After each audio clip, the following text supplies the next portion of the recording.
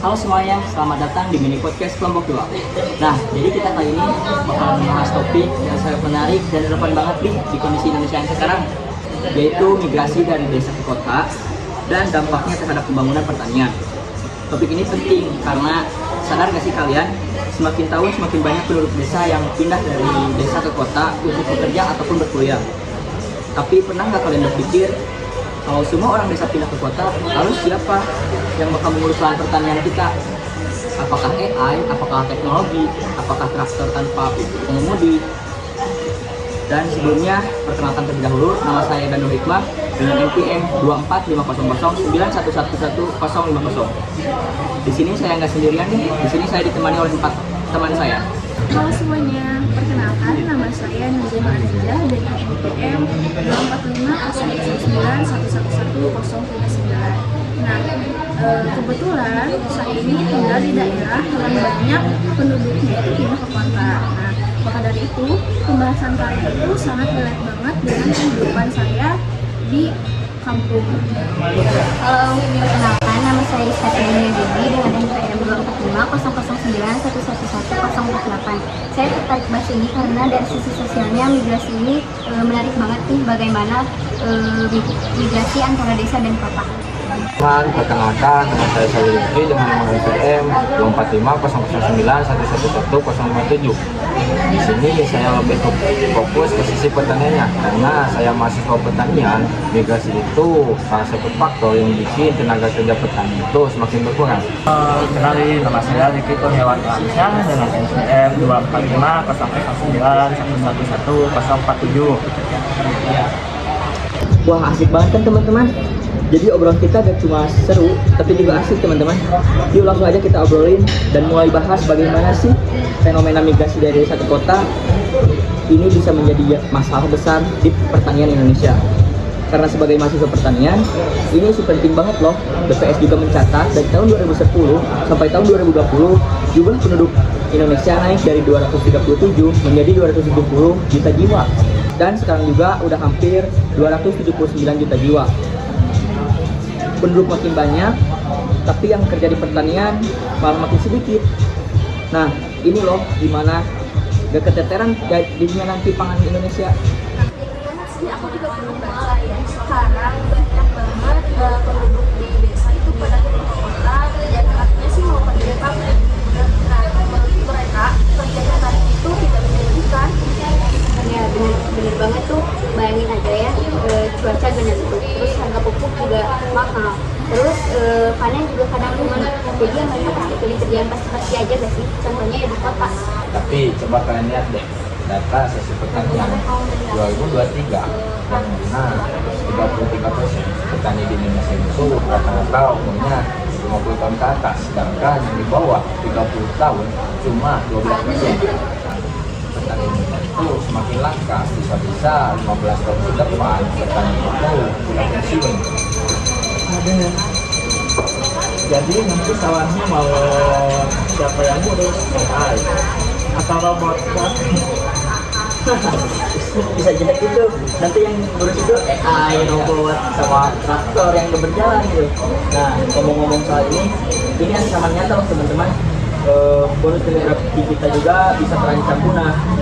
Nah, ngomong-ngomong soal bonus demografi, kalian tahu gak sih kalau menurut sensus tahun 2020 70,7% penduduk di Indonesia itu usia produktifnya dari 19 tahun sampai 64 tahun. Nah, harusnya ini kesempatan emas buat majukan pertanian Indonesia dong. Tapi kayak malah pada pindah ke kota. Kalau menurut saya sih karena pertanian itu belum dianggap sebagai profesi yang keren. Jadi banyak yang mikir kalau jadi petani itu tidak menjanjikan buat masa depan. Ya coba aja ya, kalau misalnya di TikTok gitu ada petani influencer yang viral, pasti pada banyak anak muda yang ikut turun juga ke sawah. Soalnya sekarang itu TikTok tuh kayak jadi standar tren gitu kan, kalau sesuatu yang viral di sana orang-orang pasti pada ngikutin kan. Dan jangan salah teman-teman, banyak petani muda yang mempromosikan usaha pertaniannya di media sosial. Menurut saya itu keren loh. Bener tuh, kalau pemerintah bisa dorong program kayak pertanian seperti ngasih pelatihan sama modal, aku yakin pasti banyak kalau yang balik ke desa. Nah, benar banget tuh. Jadi intinya bukan cuma cegah migrasi, tetapi bikin desa jadi tempat yang layak dan menarik buat berkembang. Oke, sekarang saya mau lempar pertanyaan biar agak panas sedikit nih teman-teman. Menurut kalian, bagaimana sih migrasi desa ke kota itu lebih banyak sisi negatifnya atau bisa jadi banyak sisi positifnya? Kalau menurut aku sih kebanyakan sisi negatif ya, karena kan pasti desa kehilangan banyak anak muda usia produktif untuk melanjutkan bertani gitu. Dan kemungkinan banyak lahan-lahan yang akan menjadi terbengkalai gitu. Jadi menurut saya ya migrasi itu udah selalu buruk juga loh. Banyak orang yang berkata itu buat belajar dan cari ilmu. Dan itu malah bagus buat investasi pertanian ke depannya. Tapi masalahnya kebanyakan tuh yang balik ke desa itu cuma segelintir orang, kebanyakan dan di kota, apalagi di tempat kerjanya itu terdapat AC ataupun gajinya yang besar. Ya benar tadi balik ke desa cuma kesabaran aja. Tapi serius, kalau migrasi dikelola dengan baik, orang-orang kota itu bisa loh bantu lewat bisnis pertanian juga, misalnya buka startup pertanian atau e-commerce hasil panen. Benar banget tuh teman-teman. Jadi intinya migrasi itu bukan musuh, tapi gimana caranya kita bisa memanfaatkannya. Sangat tentang Islam, menurutku juga migrasi bisa dikelola loh. Jadi memang misalnya kayak anak muda di kota bisa lewat bank itu bisnis fintech kayak jual hasil panen lewat e-commerce yang udah aku sebutin sebelumnya, sama bikin aplikasi pintar atau konten edukasi pertanian. Nah, benar banget tuh Kak Boy. Jadi intinya migrasi itu benar-benar gak harus itu, tapi gimana sih caranya kita bisa memanfaatkan diri hal tersebut? Tapi tetap aja deh kalau menurut saya, kalau pemerintah mau regulasi atau aturan, pasti kan nanti lama-lama akan kosong. Yang tadinya bonus demografi lama-lama bisa jadi malah beban demografi. Gitu sih. Jadi harus dibangun mindset masyarakat. Selama kali mindset juga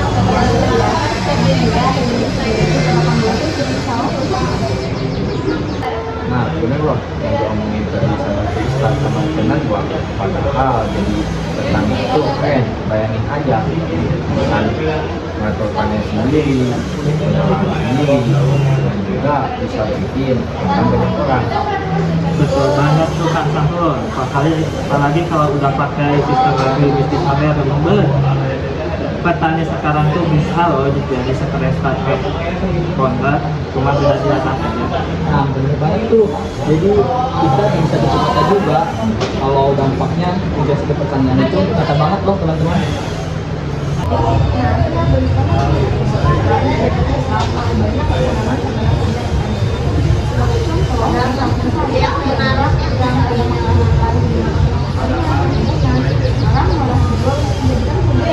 Betul kecil sementara di kota penduduknya masih padat. Terus kebutuhan panen juga naik. Jadi kami ada pusat yang kurang seimbang di lapangan. Dan kalau ini terus berlanjut, ketahanan pangan kita bisa terganggu.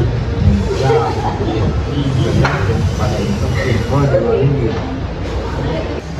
Ya, dan yang paling disayangkan nilai pertanian ini udah mulai melemah atau bahkan menghilang. Dikarenakan anak muda sekarang mungkin udah gak tahu gimana rasanya. Nah, betul banget tuh teman-teman. Biar gak cuma doang, coba deh kita pikirin gimana sih caranya biar migrasi ini gak bikin pertanian hancur, malah jadi untung bagi para petani. Kalau menurutku sih harus mulai dari pendidikan ya, anak muda itu harus dikenalin pertanian itu dari sejak sekolah. Jadi nggak cuma nyampur doang, jadi mereka harus dikenalin mengenai manajemennya, bisnisnya. Setuju tuh. Terus fasilitas di desanya juga harus ditingkatin gak sih? Kayak jalan, terus sinyal internet dan akses kemudahannya. Biar orang yang merasa di desa itu gak ketinggalan zaman. Aku nambahin sedikit nih, selanjutnya pemerintah dorong dalam program petani milenial.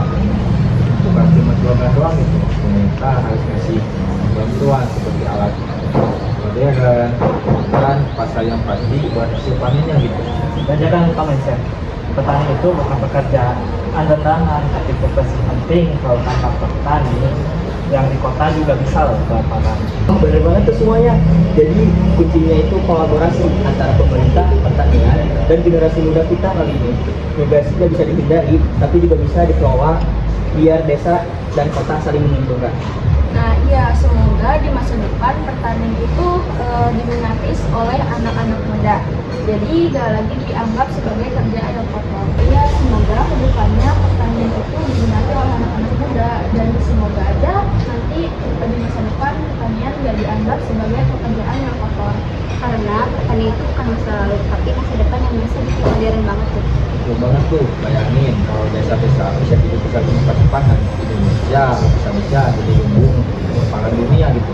Dan kalau semuanya kerja bareng-bareng, bukan cuma petani loh yang sejahtera, tapi juga seluruh rakyat Indonesia juga, termasuk pemerintah. Oke teman-teman, makasih udah dengerin obrolan kita kali ini. Semoga menjadi bahan refleksi buat kita semua. Kalau semua pindah ke kota, siapa sih yang bakal menanam masa depan kita di desa? Nah, teman-teman pendengar, itulah obrolan seru kita kali ini tentang migrasi dari desa ke kota dan dampaknya terhadap pembangunan pertanian di Indonesia.